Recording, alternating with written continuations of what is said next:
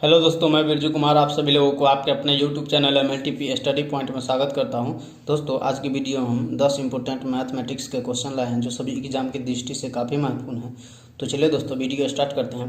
पहला क्वेश्चन आपका 3000 रुपये को हर वर्ष हर 4 माह में चक्रवृद्धि ब्याज होने वाले 30% वार्षिक ब्याज की दर पर निवेश करने पर एक वर्ष में कितना रुपये की राशि प्राप्ति होगी। तो देखिए दोस्तों, क्या कह रहा है यहाँ, चार माह में चक्रवृद्धि ब्याज होने वाले 30% वार्षिक ब्याज की दर पर निवेश करने पर एक वर्ष में कितना रुपया होगा। तो देखिए दोस्तों, यहाँ क्या कह रहा है, देखिए 4 माह कह रहा है तो एक वर्ष में कितना चतुर्थमासी होगा। तो देखिए आपका 4 माह कह रहा है तो एक वर्ष करने के लिए इसमें 3 से गुना करना पड़ेगा, तभी ये आपका एक वर्ष यहाँ पूछ रहा है कि जो कितना एक वर्ष में कितना वार्षिक होगा। तो आपका टाइम कितना हो जाएगा, आपका टाइम जो हो जाएगा वो 3 हो जाएगा।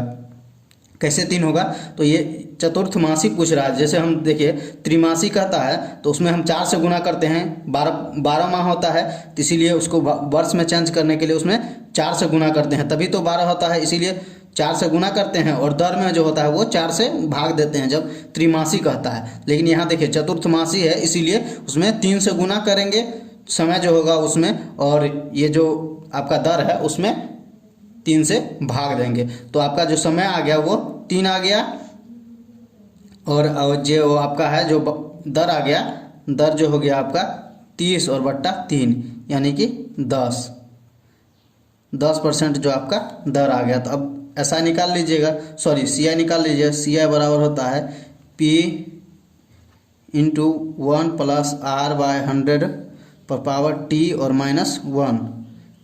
तो P आपका कितना दिया हुआ है 3000, लिख लीजिए 3000 इंटू 1 प्लस R, देखिए R आपका 10% बट्टा 100 और टाइम जो है वो आपका 3 आया है तो टाइम 3 दे दीजिए -1 बराबर 3000 इंटू ये काटिएगा 10 और इसको गुना करिएगा तो हो जाएगा 11 का क्यू, 11 बट्टा 10 का क्यू -1 तो बराबर 3000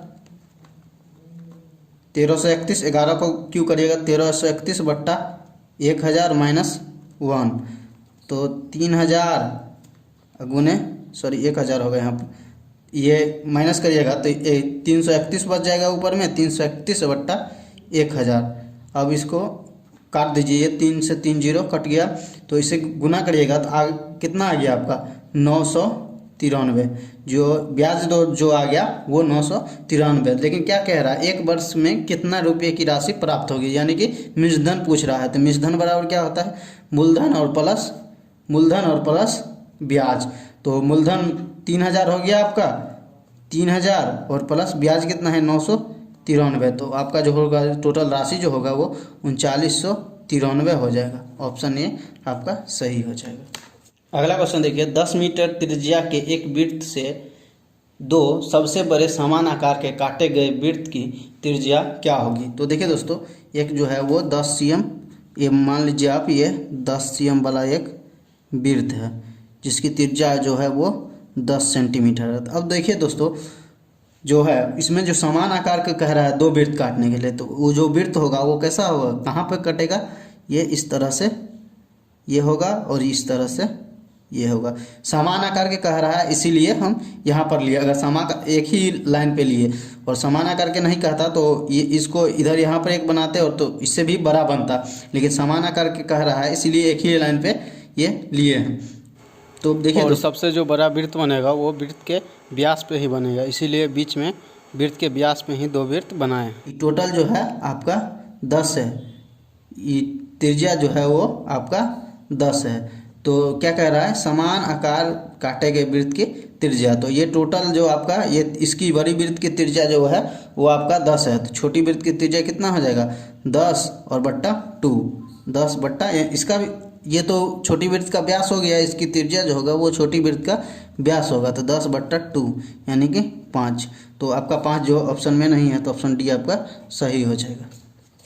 अगला क्वेश्चन देखिए दोस्तों, 2x + 3y बराबर 0 का ढाल क्या होगा। तो दोस्तों आप लोग जानते हैं कि y बराबर क्या होता है दोस्तों, y बराबर होता है mx + c, यहाँ लिखा हुआ जहाँ m रेखा की ढाल है तो इसको भी उसी फॉर्म में लिख लेते हैं। तो देखिए 2x प्लस 3y बराबर कितना आपका 0 दिया हुआ है। तो y इस फॉर्म में बनाने के लिए आप 3y बराबर -2x इधर लिख लीजिए, और y को फ्री करने के लिए आप y बराबर -2x और बट्टा में 3 लिख सकते हैं। और ये इधर प्लस में कुछ नहीं है, इधर प्लस में नहीं है तो यहाँ कुछ नहीं लिखना है। तो देखिए c के जगह पर 0 भी हो सकता है, प्लस में आप 0 लिख दीजिए, 0 का कोई मतलब नहीं है। तो y बराबर आपका क्या आ गया -2/3 और x प्लस ये 0 लिख दीजिए, या नहीं भी लिखिएगा तो कोई दिक्कत नहीं है। तो जो आपका जो m के जगह पर क्या आया, m के जगह पर देखिए आपका -2/3 आया। तो m बराबर जो आ गया आपका -2/3, यानी रेखा की ढाल जो है वो m है यहाँ पर। तो रेखा की ढाल जो आ गया -2/3, ऑप्शन 2 आपका सही हो जाएगा। अगला क्वेश्चन देखिए, एक रेखा का समीकरण 5x प्लस 4y माइनस 35 बराबर 0 हो तो x अक्ष पर कहाँ कटेगी। तो देखिए दोस्तों, जब भी x अक्ष की बात काटने की बात आएगी तो y बराबर वहाँ कितना हो जाएगा 0। x अक्ष पर जो कटेगी तो y बराबर वहाँ जो हो जाएगा 0 हो जाएगा। तो समीकरण क्या दिया हुआ है 5x प्लस 4y और माइनस 35 बराबर 0। तो देखिए y बराबर 0 हो जाएगा, x पे कटेगी तो y बराबर 0 हो जाएगा। तो y बराबर 0 होगा तो समीकरण में मान y का रख दीजिए और यहाँ से x का मान निकाल लीजिए। तो 5x प्लस 4 गुने 0, और ये देखिए माइनस इधर में है तो इसको प्लस में इधर 35 कर लीजिए बराबर 35। तो 5x ये तो 4 से गुना करिएगा तो 0 हो जाएगा, और 5x में 0 जोड़िएगा तो वही रहेगा बराबर 35। तो x बराबर हो जाएगा आपका 35 और बट्टा 5, यानी कि काटिएगा तो 7, यानी कि जो आपका हो जाएगा x बराबर आपका आ गया 7 और y बराबर जो है 0। तो पहले तो ये बिंदु लिखने के लिए आप पहले x लिखते हैं और y निर्देशांक लिखने के लिए xy लिखते हैं। तो x के जगह पर 7, यानी कि ऑप्शन ए और 0, ऑप्शन ए आपका सही हो जाएगा। अगला क्वेश्चन देखिए, शिवानी और परिणीता के बीच कोई धनराशि 5:7 के अनुपात में बांटी गई। यदि परिणीता शिवानी को 5 रुपये दे देती है तो अनुपात बदलकर 3:4 में हो जाएगा। विभाजित की गई धनराशि क्या होगा। तो धनराशि मान लीजिए आप x, धनराशि जो है वो आपका x है। तो जो शिवानी और परिणीता के, शिवानी को कितना होगा, शिवानी का होगा आपका 7x और शिवानी 5x है, 5x और परिणीता हो जाएगा आपका 7x। तो टोटल धन कितना हो जाएगा, टोटल धन जो हो जाएगा वो आपका 7, और यही दोनों में बांटता है 7 और 5 12x। तो देखिए इसका जो अनुपात दिया हुआ है 5x बट्टा 7x में क्या कह रहा है, परिणीता से 5 रुपया लेता है तो इसमें से घटा देंगे। परिणीता जो है वो शिवानी को दे देती है, तो परिणीता में से 5 घट जाएगा और इसमें 5 जुट जाएगा, बराबर कितना हो जाएगा 3/4 हो जाता है। तो इसको क्रॉस गुना करिए तो 20x प्लस 20 बराबर 21x माइनस 15, तो हो जाएगा -x बराबर हो जाएगा -15, और ये प्लस में है तो ये -20, तो -x बराबर -35, माइनस कट गया तो आपका x बराबर जो आ गया वो 35। तो टोटल धन कितना है 12x, तो 12 और गुने 35 कर दीजिए तो आ गया आपका 420, जो ऑप्शन आपका डी सही हो जाएगा। अगला क्वेश्चन देखिए, एक स्कूल में 600 छात्र पढ़ते हैं जिनमें लड़कों की औसत आयु 12 वर्ष है एवं लड़कियों की औसत आयु 11 वर्ष है, और संपूर्ण स्कूल की औसत आयु 11 वर्ष 9 महीना है, तो लड़कियों की औसत आयु क्या होगा। तो देखिए दोस्तों, जो बॉय का जो है वो औसत आयु कितना है, बॉय का आपका दिया हुआ है कितना 12 वर्ष, और गर्ल का कितना दिया हुआ है आपका, गर्ल का दिया हुआ है 11 वर्ष, और जो औसत है वो 11 वर्ष और 9 महीना है। तो 11 और प्लस 9/12 यानी महीना के है, इसको भी वर्ष में चेंज कर लीजिए तो इसे काटिएगा 3/4 यानी 11.75 वर्ष आपका आ गया जो एवरेज है। तो यहाँ आप एवरेज लिख लीजिए 11.75। अब देखिए इसको ये आप करने के लिए और एवरेज निकालने के लिए क्रॉस जो है वो कर दीजिए और यहाँ से इसमें से घटा लीजिए, तो घटाइएगा तो 0.25 आएगा।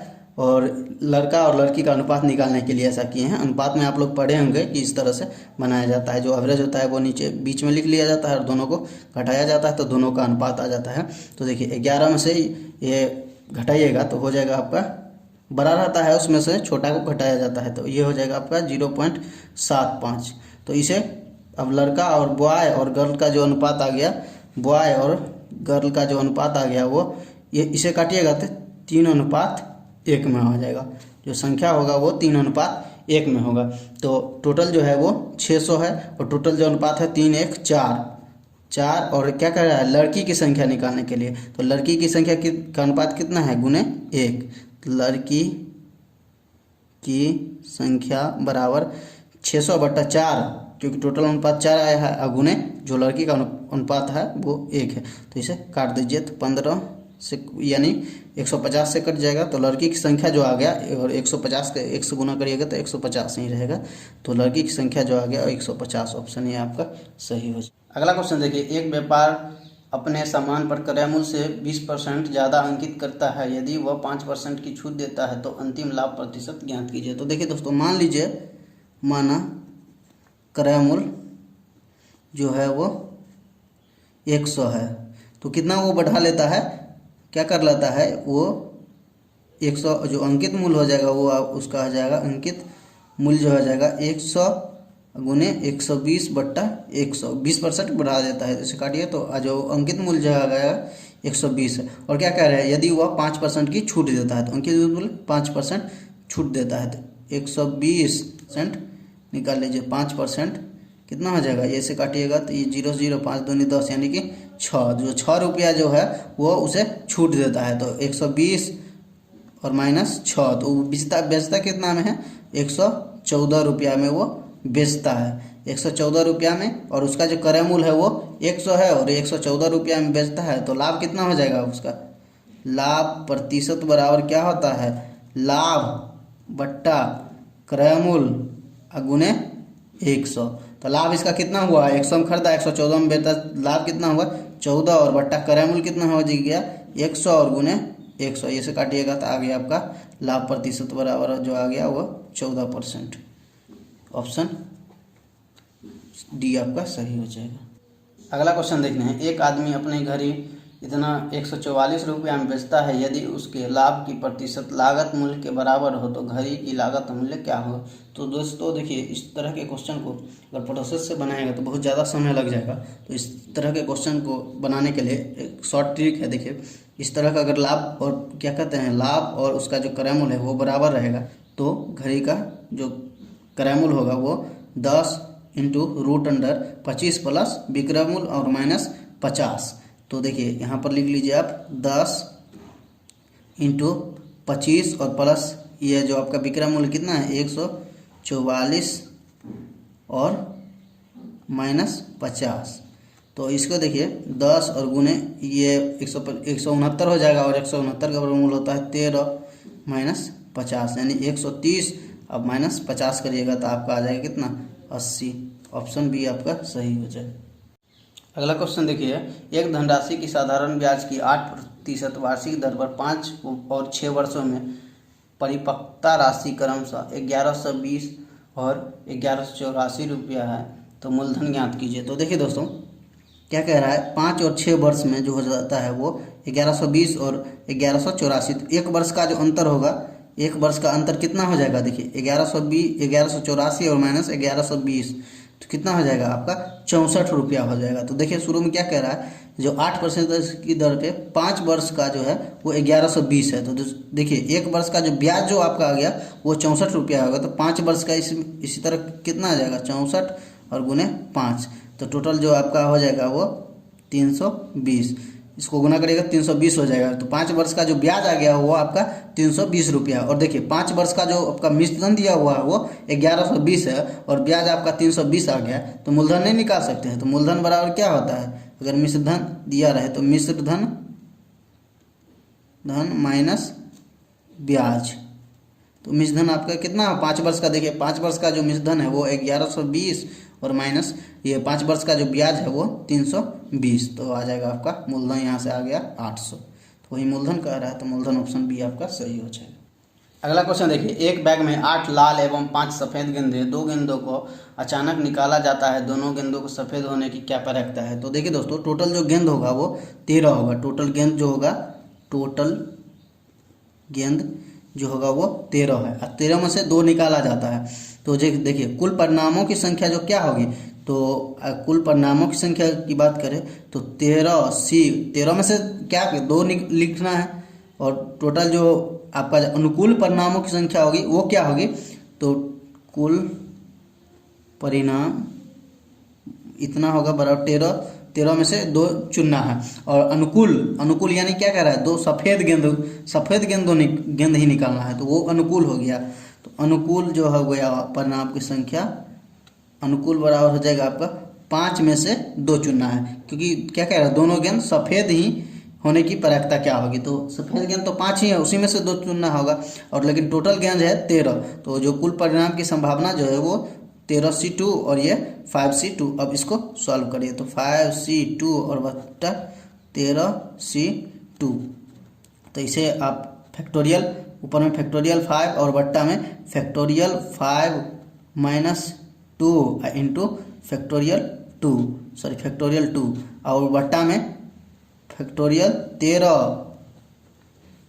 13 यहाँ, और बट्टा में हो जाएगा फैक्टोरियल 13 और माइनस 2 इंटू फैक्टोरियल 2।